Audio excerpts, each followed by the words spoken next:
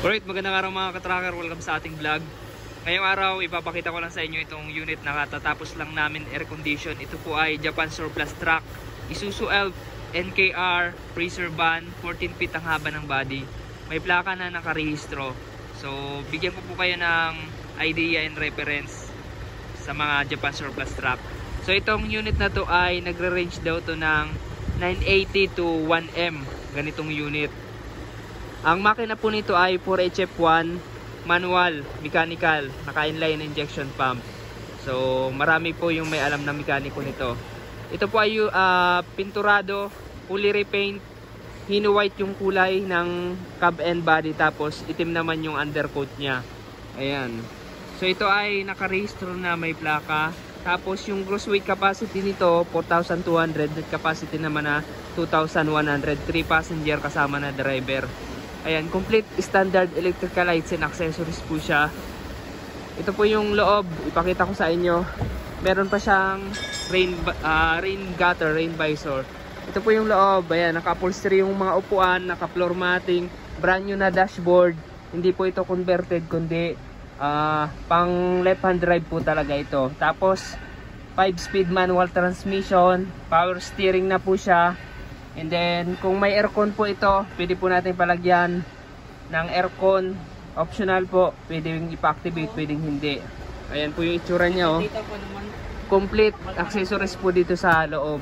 May libre ng jack, tire wrench, and spare tire remover or toolkit.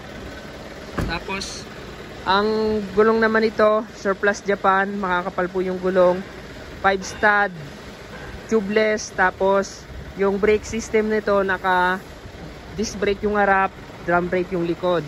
And then ang suspension po sa harap, naka torsion type suspension, independent torsion type.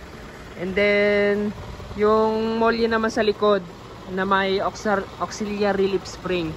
6-wheeler po siya na 4x2. Ayan, standard toolbox, tapos fuel tank, original po siya. Sa chassis naman ito, sariwa naman yung chassis mga ka-tracker.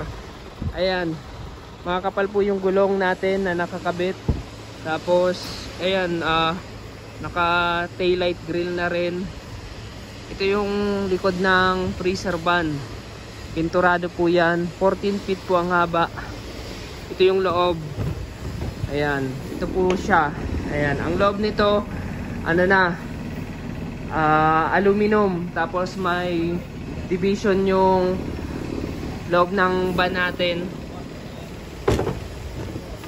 Nilagyan rin namin ng reflectorized sticker.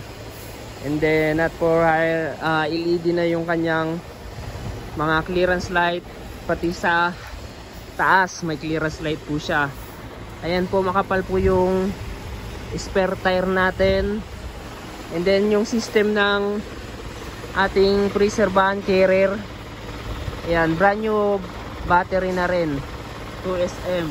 And then makina niya 4HF1 mechanical engine na change oil, na tune up. Ayan, ngayon po